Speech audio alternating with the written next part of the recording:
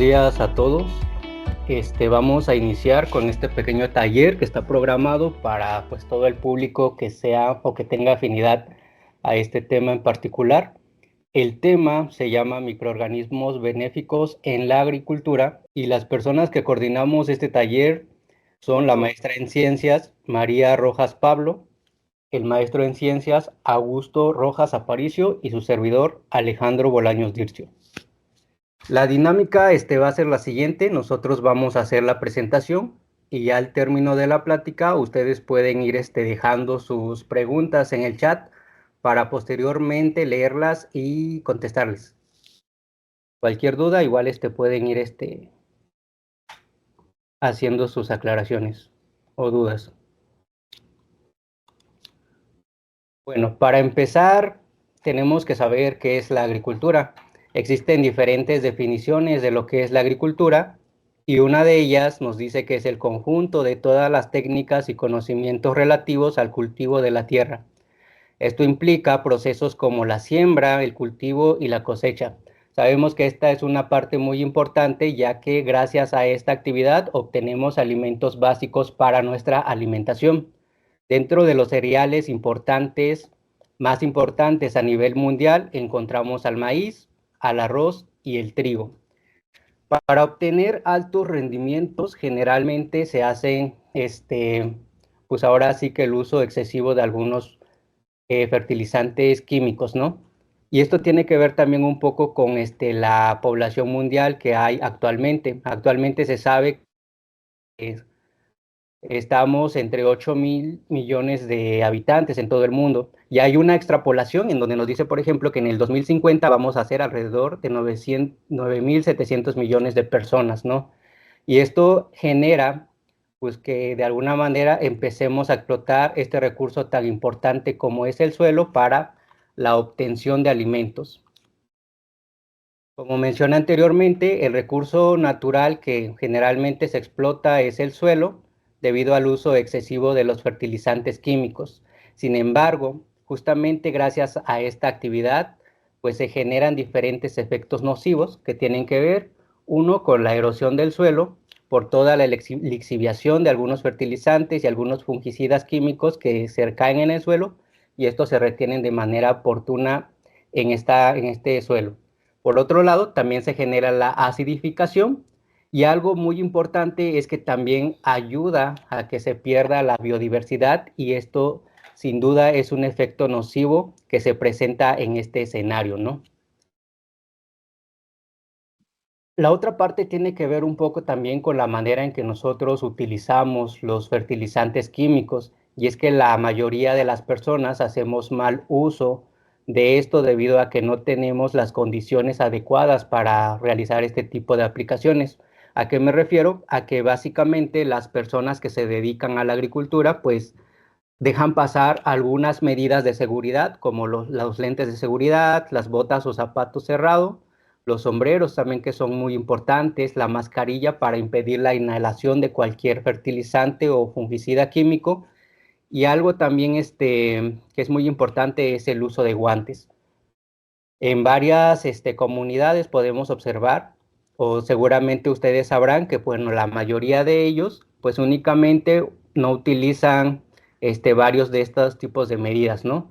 Y esto a lo largo de los años pues generan diferentes tipos de enfermedades que tienen que ver con enfermedades neurodegenerativas.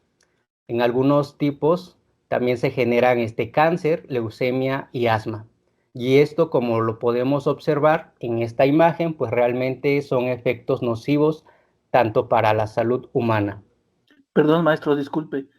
Yo me conecté un poquito tarde, era parte de la coordinación, pero no veo la presentación, no se ve nada.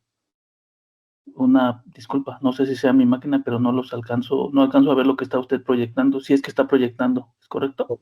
Ok, ¿alguien más tiene el mismo problema que nos pueda comentar, por favor?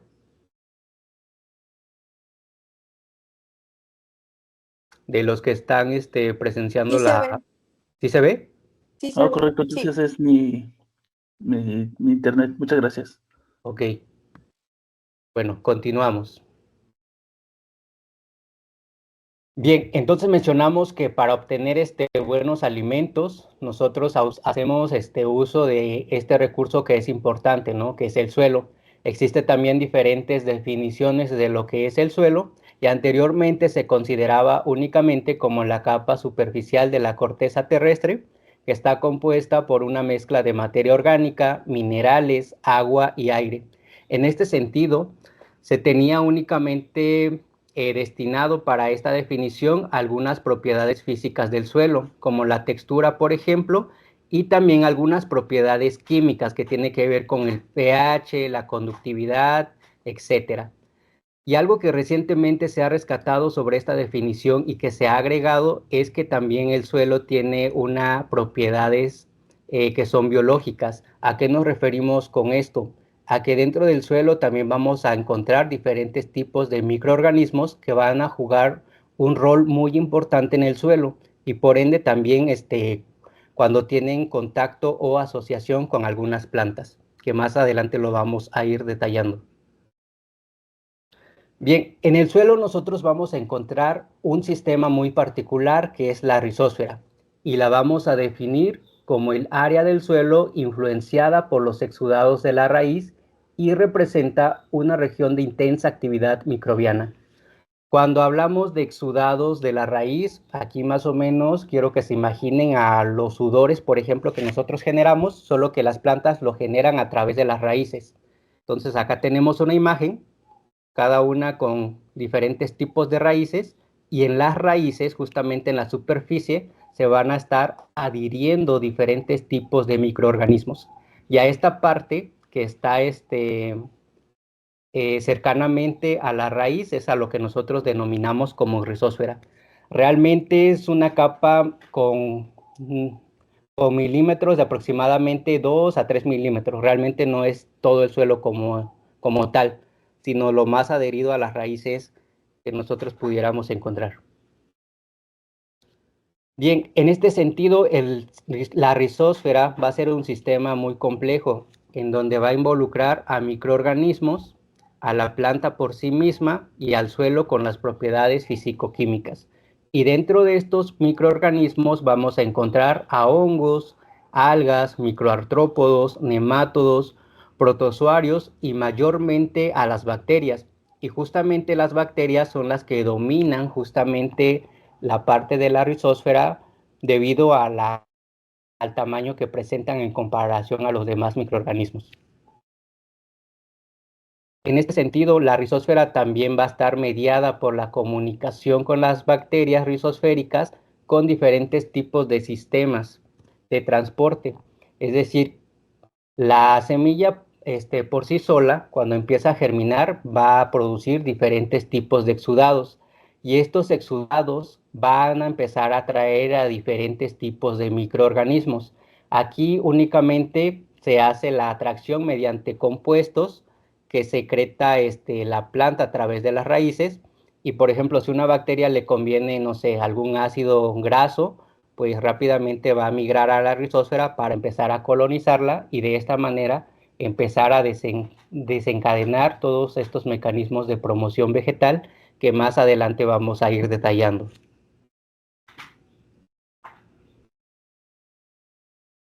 Bien, en la rizósfera nosotros vamos a tener interacciones microbianas que las vamos a clasificar en tres grandes grupos.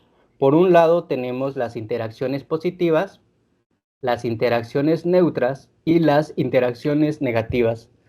Una interacción positiva va a ser aquella mediante la cual una bacteria rizosférica va a promover el crecimiento vegetal. Como resultado vamos a tener una planta sana, una planta con buen desarrollo y una planta con buen crecimiento.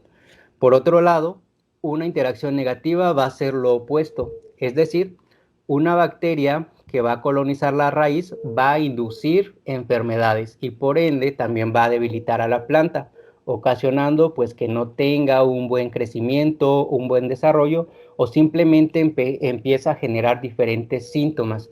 Aquí en la imagen, por ejemplo, muestro cómo se ve este tallo de una planta de chile en donde podemos observar que este color básicamente es la apariencia del fenotipo o la acción de un hongo fitopatógeno. Entonces, a eso nos referimos con una interacción negativa. Dentro de las interacciones positivas encontramos a un grupo más particular de bacterias que se llaman bacterias promotoras de crecimiento vegetal, que básicamente las podemos definir como aquellas bacterias que van a colonizar la rizósfera y que van a promover el crecimiento y la salud vegetal de las plantas. En esta parte también es importante clasificarlos en dos grandes grupos. Va a haber bacterias que van a estar dentro de las raíces de las plantas y a estas bacterias las vamos a denominar bacterias endófitas. Por otro lado, vamos a encontrar también a bacterias que son de vida libre, es decir, que únicamente se van a adherir a la superficie de las raíces. Entonces tenemos dos grandes clasificaciones para este tipo de bacterias de promoción vegetal. Por otro lado, también vamos a tener algunas bacterias que van a ser muy especialistas, es decir, que únicamente van a colonizar a especies de plantas muy particulares. Aquí tenemos el ejemplo de algunas bacterias del género Azotobacter o el género Azospirillum, que se adhieren básicamente en algunas plantas del género Fabaceae. Cuando empiezan a colonizar las raíces, ellos forman estos pequeños nódulos y estos nódulos son algunos sistemas que van a permitir en este caso la fijación de nitrógeno y está más asociado, como les mencioné, a plantas de la familia de las fabáceas. ¿A qué me refiero? Podemos encontrarlos, por ejemplo, en lentejas y comúnmente también en frijol. Estas son dos plantas que fueron tratadas con bacterias del género Azospirillum y vean, a mano izquierda tenemos cuando no se inocula esta bacteria. Podemos observar que las raíces no desarrollan este tipo de nódulos. Sin embargo, cuando inoculamos bacterias, podemos observar que empiezan a formar estos pequeños estructuras que se llaman nódulos y a partir de aquí empiezan a desencadenar, todos los mecanismos de promoción vegetal. Ahora, ¿cómo llevan a cabo todos estos mecanismos? Tenemos dos grandes grupos, uno que tiene que ver con los mecanismos directos y otro que tiene que ver con los mecanismos indirectos. Los mecanismos directos van a ser aquellos en donde las bacterias que se encuentran en el suelo van a promover el crecimiento de las plantas mediante la asimilación de algunos nutrientes importantes, como cuáles: el nitrógeno, el fósforo y el potasio. Por otro lado, también estas bacterias van a tener la capacidad de inducir algunas fitohormonas como auxinas, gibberelinas y citocininas que intervienen en el desarrollo celular de toda la planta. Eso es por un lado. Por el otro lado, tenemos los mecanismos indirectos, y aquí básicamente nos referimos a cuando unas bacterias dominan o colonizan, en este caso la rizósfera, van a protegerlos de algunos patógenos, que pueden ser bacterias, hongos, virus o nemátodos. Entonces, la función que tienen estas bacterias es que se adhieren a las raíces, crean unas capas en todas las raíces y de esta manera previenen que algunos fitopatógenos puedan establecerse y ocasionar enfermedad en las plantas. Aquí viene una ilustración un poquito más detallado, que es lo que les mencioné anteriormente. Los mecanismos directos básicamente sería la inducción de niveles de fitohormonas, auxinas, citocininas y gibberelinas, y también la asimilación de algunos nutrientes importantes. El nitrógeno atmosférico, por ejemplo, estas bacterias lo que hacen es que lo convierten a ion amonio para que las plantas las puedan asimilar. Y si estas bacterias están haciendo esta función, significa que tienen una enzima que se llama nitrogenasa. Por otro lado, también tenemos la solubilización de fosfatos. Sabemos que el suelo pues, es un gran reservorio de este elemento importante, sin embargo, está de manera no disponible para las plantas, y lo que hacen las bacterias es justamente a través de las enzimas como las fosfatasas, pues convierten estos fosfatos inorgánicos a orgánicos para que puedan las plantas asimilarlas y de esta manera pues aprovecharlas para todo su metabolismo dentro de su desarrollo. En los mecanismos indirectos tenemos algunas bacterias que pueden producir diferentes tipos de enzimas, como cuáles, como los lipopéptidos, quitinasas, glucanasas y lipasas. Estos metabolitos los empiezan a secretar al medio justamente para impedir que puedan establecerse algunos fitopatógenos. Ya les mencioné como cuáles, algunos hongos, bacterias y virus. Dentro de los patógenos que normalmente podemos observar en campo, pues los que más causan daño son los hongos, y estos los podemos observar desde las raíces, en las tallas, en las hojas o incluso en frutos en post cosecha, ¿no? Que también es un problema fitosanitario muy grande en la agricultura. Ahora bien, ¿cuáles son las ventajas del uso de bacterias promotoras de crecimiento vegetal? Pues tenemos los siguientes. Es que mejoran la secreción de hormonas de crecimiento de las plantas. A esta parte nos referimos con auxinas y giberelinas, por ejemplo, la protección de las plantas contra patógenos, como por ejemplo la producción de sideróforos y metabolitos que tienen que ver con enzimas líticas. Mejoran la fertilidad del suelo, reducen o eliminan el uso de fertilizantes químicos. También son muy rentables en comparación con los fertilizantes químicos debido a que son un poco más económicos. Y bueno, si nos damos cuenta, realmente estas bacterias que habitan en la rizósfera juegan un papel muy importante dentro del ciclo natural de algunos elementos importantes como el nitrógeno, por ejemplo, y el fósforo. Y por otro lado, pues también ayuda muchísimo a la protección contra la sequía. Bien, esto es de manera teórica, pero cuando nosotros estamos como muy interesados en empezar en la búsqueda de estos microorganismos, no sé, para su posible aplicación en la agricultura, lo que debemos hacer es empezar a desarrollar los siguientes pasos que vamos a ir detallando a continuación. El primer paso es el aislamiento de bacterias promotoras de crecimiento vegetal. Aquí nosotros podemos ir a un campo agrícola o incluso en algún campo en donde pues realmente no haya intervención del hombre, que esté este, pues que no haya actividad antrópica, perdón, y nosotros seleccionamos las plantas. Las plantas, pues nosotros las podemos considerar que sean aquellas plantas que tengan un fenotipo pues muy estable. ¿A qué me refiero? A que sea una planta sana, que tenga altura, por ejemplo. Entonces lo que vamos a hacer es que nosotros extraemos la planta y posteriormente las ponemos en bolsas Ziploc para su traslado en el laboratorio. Es muy importante aquí también tener consideraciones de saber qué tipo de planta es, en qué condiciones las estamos trasladando, qué tipo de suelo es en el que nosotros estamos extrayendo y de alguna manera también tomar datos como las coordenadas geográficas de donde nosotros estamos tomando esta muestra. Una vez que tengamos esta muestra en laboratorio, lo que hacemos es sacudir completamente la planta y todas las raíces que quedaron con muy poca tierra es lo que nosotros vamos a pesar. Normalmente nosotros pesamos 1 gramo de estas raíces y las pasamos en solución salina al 0.9%. Supongo que aquí la mayoría está familiarizado ya con las diluciones seriadas.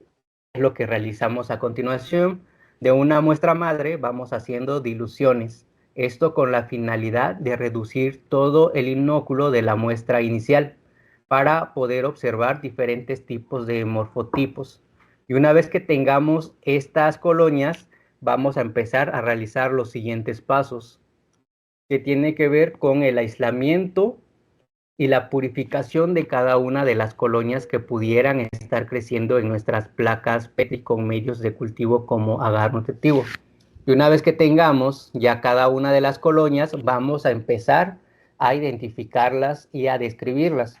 Esta parte es muy importante porque también nosotros nos vamos familiarizando con todas aquellas cepas y ver qué tan diverso también son las bacterias promotoras de crecimiento vegetal de una muestra en particular. Ahora bien, ¿qué características tomamos en cuenta? Bueno, pues el tamaño. Existen diferentes tipos de tamaño que pueden ser puntiforme, pequeña, mediana o grande. Y esto lo realizamos mediante la medición con un vernier o con una regla convencional.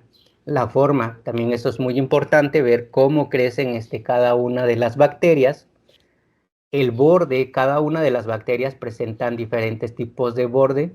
La transparencia, algunas bacterias son transparentes completamente, otras son opacas, otras son translúcidas. Entonces todas esas características se van anotando. El brillo también es una característica muy importante. Hay algunas bacterias que presentan brillo, hay otras que no. El color también, porque de alguna manera cuando tengamos ya las cepas puras, pues ya nosotros podemos definir más o menos de qué bacteria estamos tratando. La textura, eso también es muy importante. La elevación también es otra característica importante que se tiene que tomar en cuenta. Si esta bacteria es plana, presenta una elevación elevada, convexa, etcétera, ¿no? Y la consistencia también, eso es muy importante. Hay algunas cepas que cuando ya están purificadas, algunas son duras, algunas son suaves y algunas son mucoides. Y estos son los primeros criterios que nosotros vamos tomando del aislamiento de cada una de nuestras cepas bacterianas. El siguiente paso es ya la realización de las pruebas in vitro, es decir, en laboratorio, para determinar qué tan metabólicamente activas se encuentran y qué tanto favorecen, por ejemplo, a la fijación de nitrógeno. La fijación de nitrógeno nosotros lo podemos evaluar en diferentes tipos de medios de cultivo. Va a depender muchísimo de lo que nosotros tengamos en laboratorio. Por ejemplo, hay un medios no tan complicados como es el medio Ashby, en donde una vez que tienes ya solidificado, siembras por picadura las cepas y bueno, se meten a incubar. Ya posteriormente se leen estas lecturas. Si hay crecimiento, nos está indicando que esta cepa es capaz de fijar nitrógeno. Por otro lado, también se utilizan otros medios de cultivo como el NFB, que básicamente son estos. Entonces podemos observar, por ejemplo, que en algunas columnas estas inoculaciones presentan colores azules. Y esta acidificación del medio es un indicativo de la fijación biológica de nitrógeno de varias cepas. Entonces, todas estas columnas que tenemos a mano derecha de cada uno de los cuadros son los controles, es decir, que son medios que no tienen inoculación. Entonces, de manera visual, aquí podemos observar que al menos esta coloración nos está indicando que estas cepas fijan nitrógeno. La otra prueba es la solubilización de fosfato. Igual se utilizan medios de cultivo específicos como el medio Reni. Este tiene un colorante que se llama azul de bromotimol y lo que hace es que cuando nosotros hacemos la inoculación de las cepas vamos a empezar a observar algunos halos claros alrededor de la colonia. Y esto nos está indicando que estas cepas tienen la capacidad de solubilizar fosfatos. Podemos observar, por ejemplo, que en este control positivo, pues realmente el halo es superior al R0, por ejemplo. Y hay otros medios de cultivo como el Pikovskaya, que básicamente tiene la misma función. Entonces hacemos la inoculación por picadura de cada una de las bacterias, se meten a incubar a cierta temperatura y después de un periodo de no más de 72 horas leemos esta lectura, ¿no? Tenemos el mismo resultado, el crecimiento de cada una de las bacterias, pero además la formación de un halo. Todo esto nosotros lo podemos cuantificar mediante una fórmula que se llama eficiencia solubilizadora de fosfato y básicamente es la sustitución de los valores para obtener el índice de solubilización y ver cuáles de todas estas cepas, por ejemplo, son las más eficientes y de esta manera ir descartando cuáles son más beneficiosas o eficientes que otras. Los otros parámetros son la detección de fitohormonas como las auxinas o giberelinas.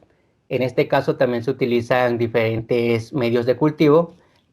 En la literatura, por ejemplo, utilizan caldo nutritivo, caldo soya tripticaseína y posteriormente se le adiciona el triptófano.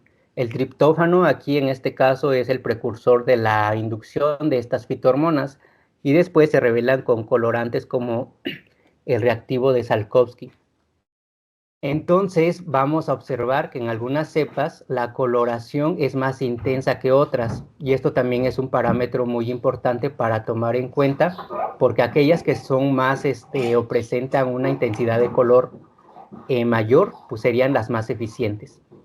Para giberelinas igual, se utiliza un medio de cultivo selectivo y posteriormente se hace la reacción con un reactivo que se llama Falling Wu.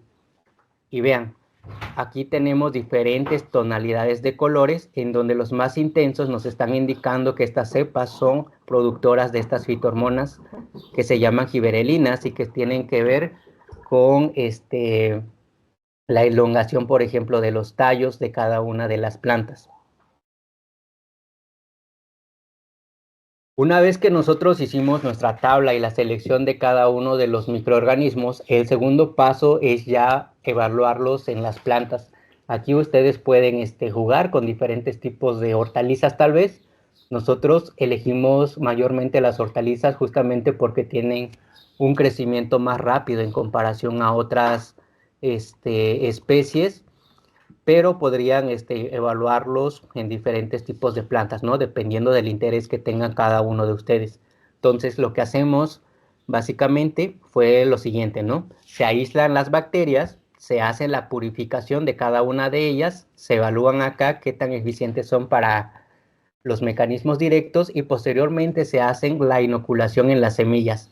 Para hacer la inoculación, primero pues hay que pasar por un proceso de desinfección, descartar también aquellas semillas que son viables y aquellas que no, y únicamente trabajar con aquellas que son viables. Para eso hay métodos muy sencillos, por ejemplo, que el más sencillo consiste en lo siguiente: únicamente toman las semillas, las ponen en agua destilada y aquellas que estén, que recaigan en el fondo, pues son las viables. Todas las semillas que estén flotando son las que no tienen viabilidad y entonces descartan esas. Posteriormente hacen ya la inoculación, lo pueden hacer directamente en la raíz y ya posteriormente hacer la inoculación cerca de las raíces de las plantas. Cabe mencionar que en esta parte de la inoculación también es importante que nosotros tengamos conocimiento de qué tanto inóculo estamos colocando, pero eso lo vamos a tratar, supongo que en otra charla diferente. Y bien, después de un tiempo nosotros vamos a empezar a notar estos cambios, ¿no? Cuando hacemos la inoculación vamos a observar que algunas plantas tienen una mejor apariencia fenotípica y eso se va a ver reflejado no únicamente en el crecimiento y en el desarrollo, sino también en el rendimiento de las plantas inoculadas en comparación a las plantas que no son inoculadas, es decir, que únicamente van a tener agua adicionada. Y algunos casos que hemos realizado en el laboratorio pues son los siguientes, ¿no? Nosotros hemos trabajado particularmente una cepa que se llama M27 y hemos visto resultados muy favorables en cuanto al crecimiento y rendimiento, en este caso de chile. Aquí podemos observar esta gráfica en donde tenemos el peso de la raíz. Aquí pusimos un fertilizante químico, a la bacteria y el control que tiene únicamente agua. Podemos observar que cuando nosotros inoculamos la bacteria, pues realmente hay un sistema radicular muy complejo. Y eso tiene que ver un poco a que cuando nosotros adicionamos esta bacteria, pues realmente tal vez la planta también ejerce la adición de algunos exudados que la bacteria le gusta y por eso empiezan a colonizarlos y desencadenar todos los procesos de promoción vegetal. Y en la parte derecha tenemos ya el rendimiento, ¿no? Con fertilizante químico, pues realmente se observa que hubo menor rendimiento. Con la bacteria se observa casi el doble de la producción y en el control, pues realmente es muy poco lo que se obtiene, ¿no? Y esto es muy importante porque a partir de estos datos nosotros empezamos a escalar la productividad de esta cepa para hacer la inoculación, por ejemplo, en campo y con hectáreas un poquito más grandes en comparación a lo que se obtiene, por ejemplo, en un invernadero. Algunos otros casos de éxito que hemos realizado en el laboratorio son los siguientes. También se han evaluado en maíz y podemos observar que, por ejemplo, Aquí se adicionó esta bacteria en particular en las hojas de la planta de maíz y podemos observar que son o presentan hojas sanas en comparación a cuando únicamente tienen un fertilizante químico. Pero el rendimiento también es muy notorio. Aquí, si bien no hay tantas diferencias, podemos observar que la bacteria estaría funcionando al igual que un fertilizante químico, y esto es muy importante, ¿no? Sobre todo por las ventajas que ya mencioné anteriormente. Algunos otros ejemplos que hemos evaluado son la inoculación en hortalizas como el jitomate.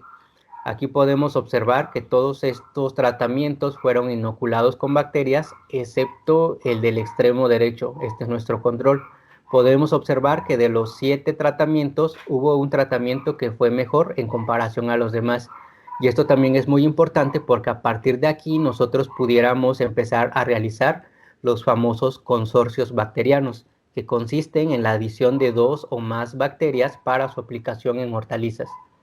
Aquí tenemos finalmente otro ejemplo, que es la inoculación de esta bacteria en este rábano. Entonces, vean, nuevamente el fenotipo. En el centro siempre vamos a tener nosotros la bacteria de estudio y acá tenemos el control. A mano izquierda tenemos el fertilizante químico. Entonces podemos observar que cuando adicionamos la bacteria realmente hay un cambio muy positivo, ¿no? En comparación a los otros 2 tratamientos.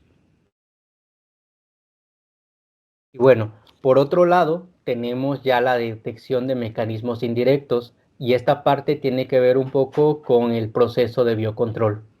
Y bueno, entonces cedo la palabra a la maestra de ciencias, María.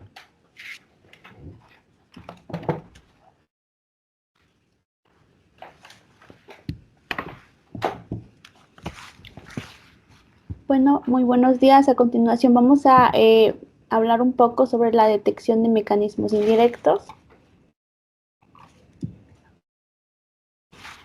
Bueno, para empezar, ¿qué es biocontrol? Bueno, son técnicas alternativas para el control de plagas o enfermedades de forma eficaz y respetuosa con el medio ambiente. ¿Qué es enfermedad? Bueno, la enfermedad es toda alteración fisiológica o anormalidad estructural de una planta o cualquiera de sus partes que reduce su valor económico. Aquí en esta imagen podemos observar la imagen de del fruto de la uva, en donde llega a presentar enfermedad como es el hongo que se llama Botrytis cinerea, que es un moho gris que a altas temperaturas, altas como la humedad, llega a provocar esta enfermedad. Bueno, otras enfermedades infecciosas de las plantas que se pueden presentar, como son los hongos, las bacterias, los virus, protozoarios y los nemátodos.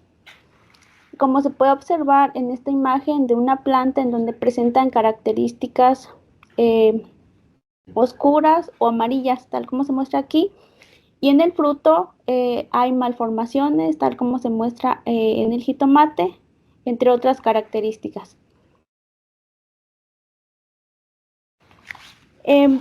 Otro mecanismo indirecto que se refiere al biocontrol, que tienen algunas bacterias sobre algunos hongos principalmente. Existen medios de cultivos potenciales como bacterias antagónicas, como la producción de sideróforos, enzimas líticas. En esta imagen podemos observar que muestra la interacción de dos especies diferentes. Tenemos a la bacteria de Bacillus en estos 3 puntos, y por otro lado tenemos al hongo fitopatógeno, y ese halo que se observa en esta parte es porque esta bacteria está produciendo un metabolito que impide el crecimiento del hongo, tal como se muestra aquí en esta imagen, tal como pueden observarlo. Bueno, otra técnica de antagonismo es el vaciado en placa, en donde utilizamos en Petri, la bacteria y el medio que, bueno, por ejemplo, aquí puse el medio PDA, que se espera para que se gelifique, y en el centro se coloca 5 milímetros de diámetro de micelio del hongo que se va a evaluar. Posteriormente se incuba de 7 a 15 días y se mide el halo de inhibición, tal como se muestra en esta imagen. Bueno, en el laboratorio hemos evaluado también el café, los granos de café, en donde hemos encontrado diferentes tipos de hongos, tal como se observa aquí, en donde hemos encontrado que utilizando esta bacteria inhibe este tipo de hongos fitopatógenos presentes en los granos de café.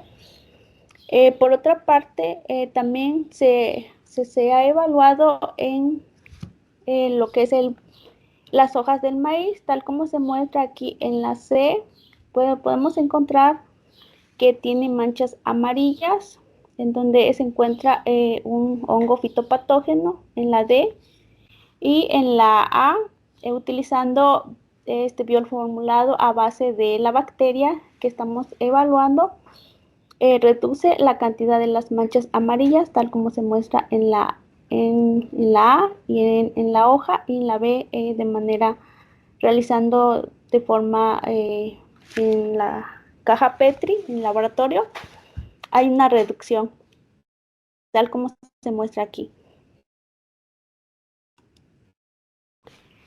De manera general, para la identificación de estos, de los hongos y las bacterias, para identificación hasta género se identifica la identificación macroscópica y microscópica, pero para confirmar hasta especie se tiene que realizar la identificación molecular.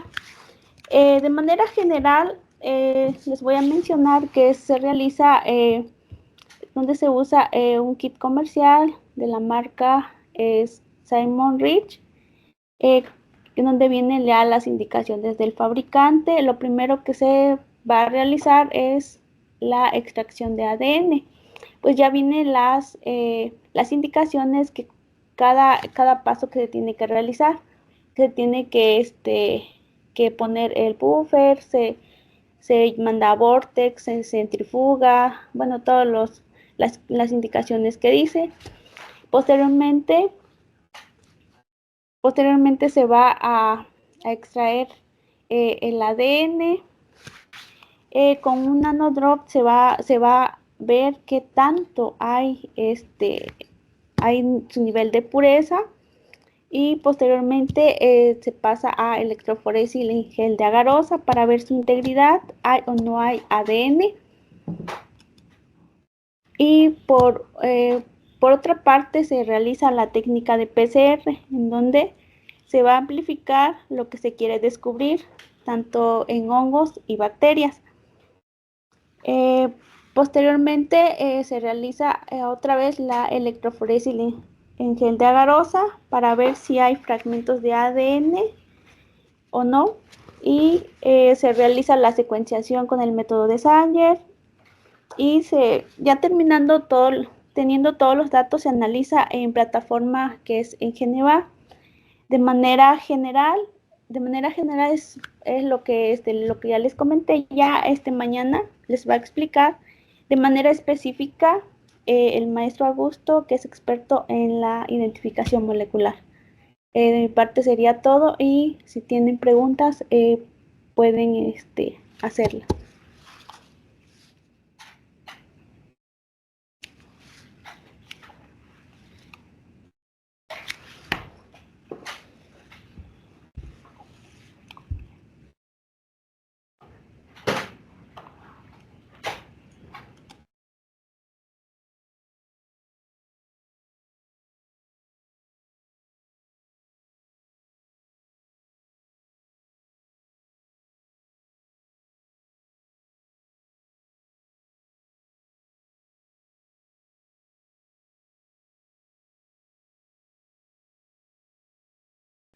Chicos, ¿alguna pregunta, duda, comentario que tengan acerca de la presentación?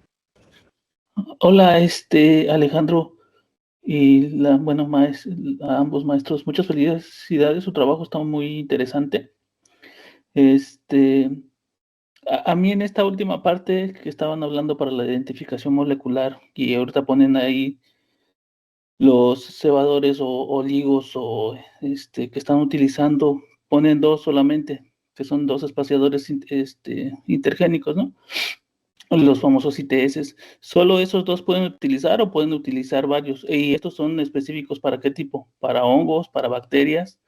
Y de ser así, ¿qué tipo de oligos se utilizan para la caracterización de hongos? ¿Cuál sería para bacterias? No sé si podrían comentarnos un poco de eso.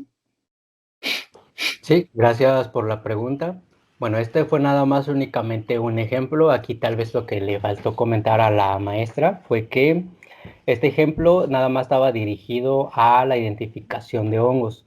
Para hongos realmente se utilizan diferentes tipos de oligonucleótidos, cebadores o primers. Y aquí únicamente pusimos este ejemplo, ¿no? De la región ITS. Pero hay otros genes constitutivos que igual tal vez mañana lo vean como más a detalle.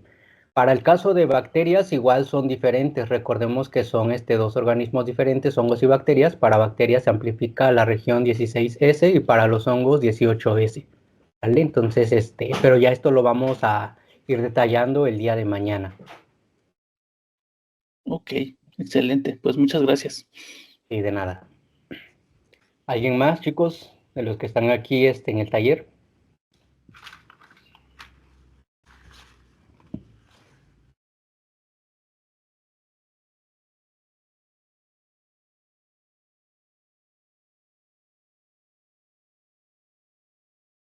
Pues aquí alguien pregunta, excelente presentación. Mi pregunta es que si las plantas pueden desencadenar algunos metabolitos secundarios que puedan afectar a las bacterias que se inoculen y si esto puede tener un efecto negativo para el beneficio de las plantas. Sí. Algo que se ha visto, por ejemplo, es que cuando, espérenme, déjenme poner la imagen.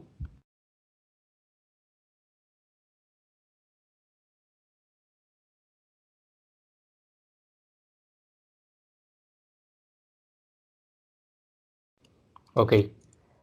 Sí, hay veces, por ejemplo, que cuando la planta, por ejemplo, se ve o siente a partir de las raíces que está siendo atacada por patógenos, empieza a desencadenar algo que se llama como resistencia sistémica adquirida o resistencia sistémica inducida. Y lo que hace es que la planta, perdón, va a empezar a sintetizar ciertos compuestos y activar algunos genes que va a permitir que estos patógenos, por ejemplo, los que están en rojo, no puedan adherirse a la planta, ¿sale? Entonces estos metabolitos son algunos, por ejemplo, las fitoalexinas, que son las que secretan las plantas para que no puedan ser invadidas por patógenos. En algunos casos, por ejemplo, que bueno, no sé si ustedes han observado que algunas hojas de plantas, por ejemplo, se ven como manchas negras, pero básicamente lo que hace la planta es que cuando siente el ataque de algún patógeno, lo que hace es que desencadena la muerte celular de esa hoja y de esta manera se empieza a producir un color negro. Pero eso lo induce la planta para que justamente no pueda ser invadida por patógenos. Ahora, ¿de qué patógenos estamos hablando? Mayormente pueden ser hongos, aunque algunas veces son bacterias. Las bacterias generalmente las vamos a encontrar siempre en las raíces de las plantas o en el tallo, incluso en la parte basal del tallo. ¿Y cómo podemos observar cuando es una enfermedad, por ejemplo, de un hongo o una bacteria? Pues es relativamente complicado, pero en mi experiencia, por ejemplo, he visto que las bacterias producen una exudación en la parte de las raíces en comparación al hongo, donde podemos observar síntomas muy característicos y algunos signos, ¿no?, de enfermedad.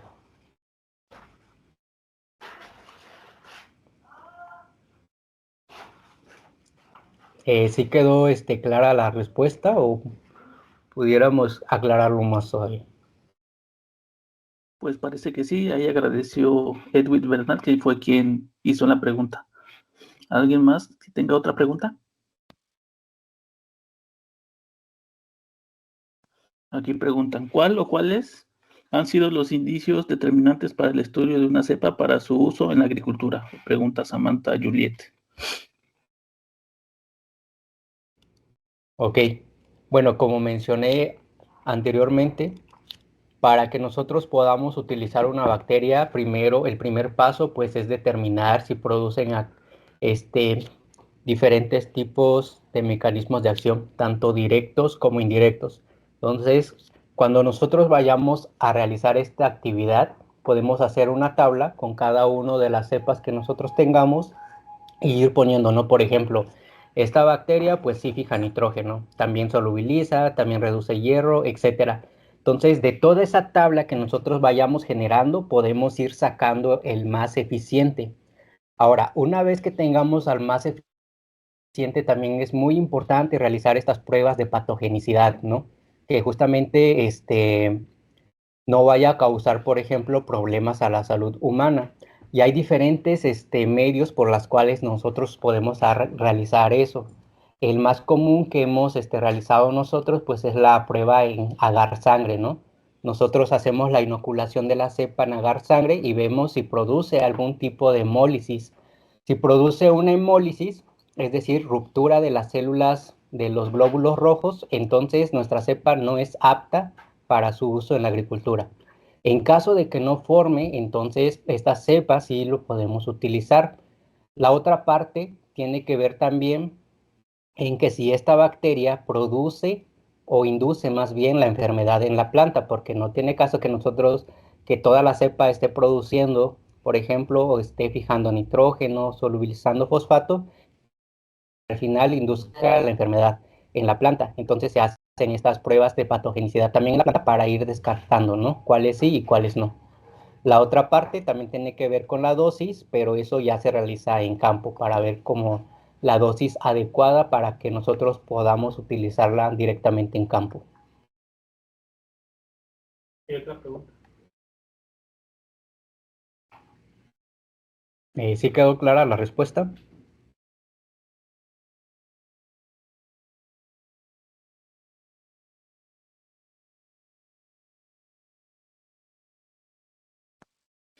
Comentan que sí, muchas gracias. ¿Alguien más que tenga alguna otra pregunta?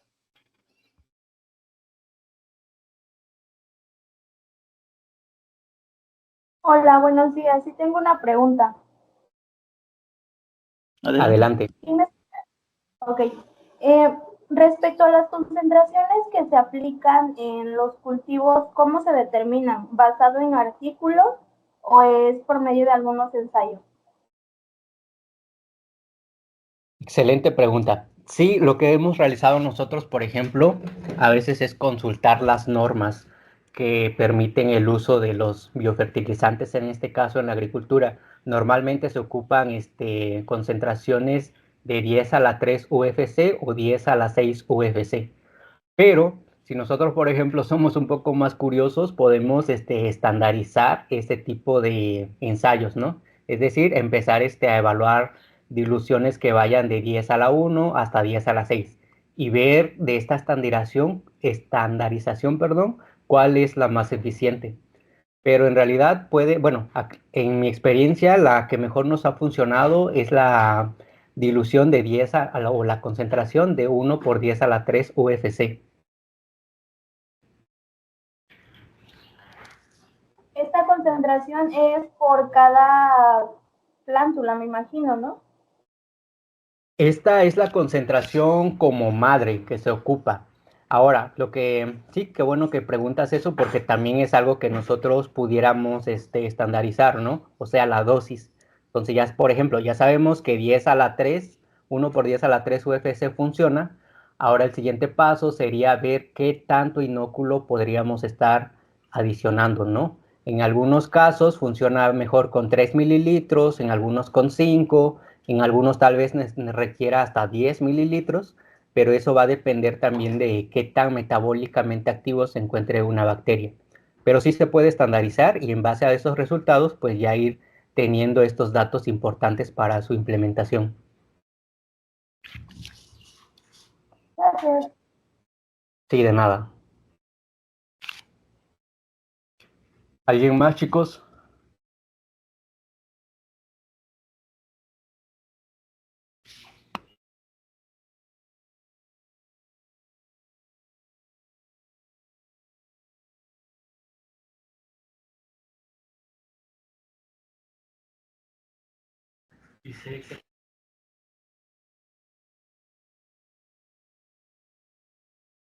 Pero abre tú. Prosigue para llegar hasta su...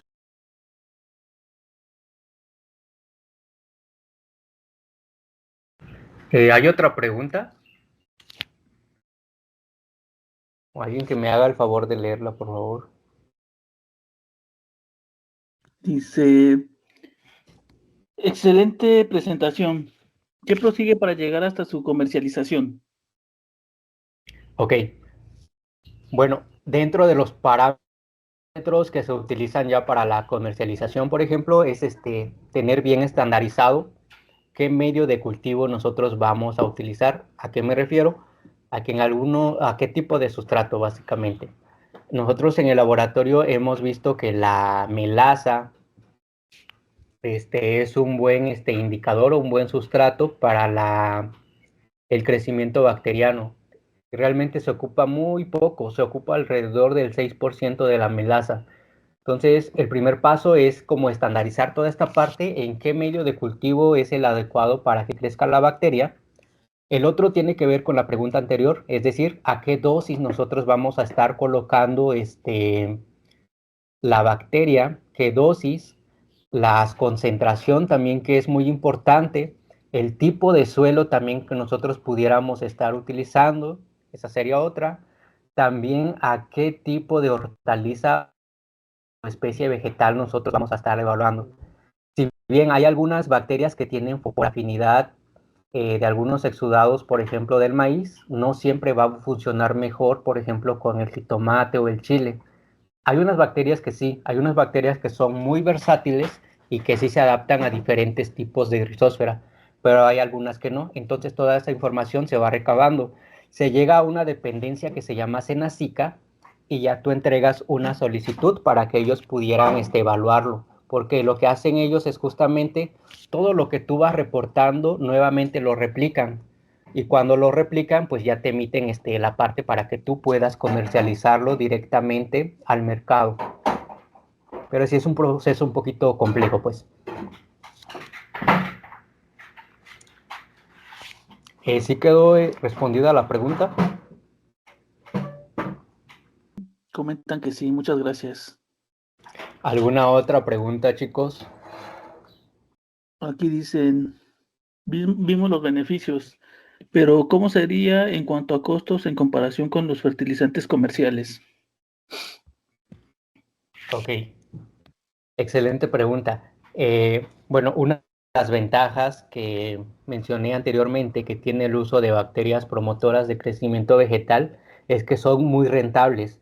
Aquí, por ejemplo, y lo que les mencioné anteriormente es que se utilizan eh, sustratos que nosotros podemos encontrar, pues supongo que en cualquier parte, ¿no? Aquí la melaza, pues realmente es muy barato, ¿no? En comparación a un fertilizante químico. Entonces, lo único que sería invertir, pues es en la adquisición de este producto.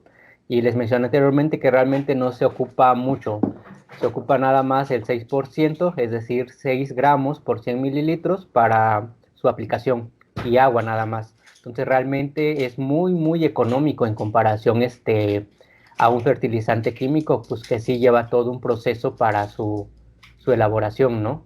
Aparte, pues que tiene que ver un poco también con algunos compuestos tóxicos que liberan, ¿no?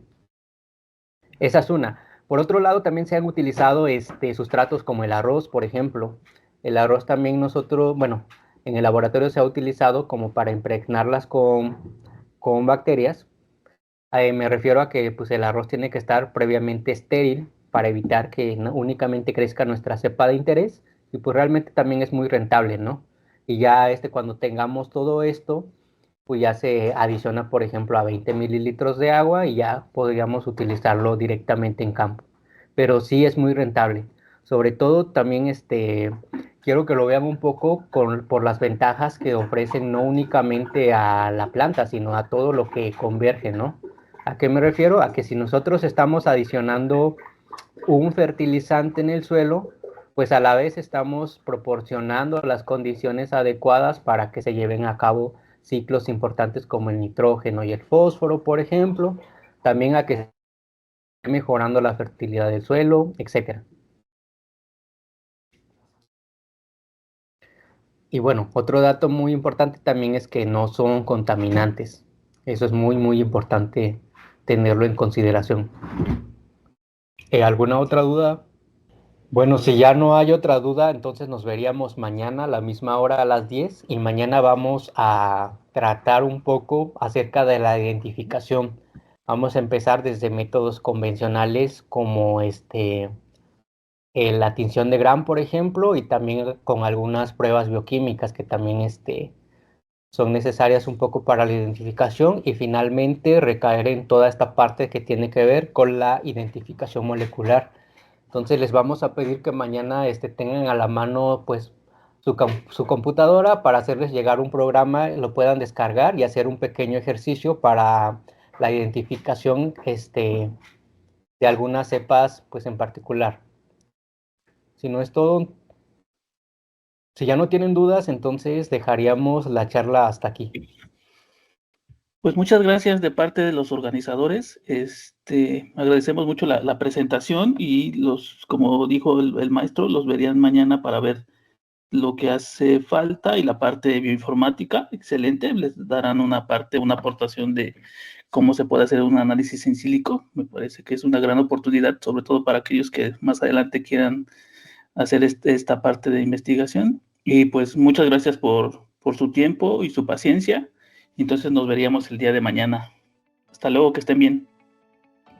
Y hasta luego.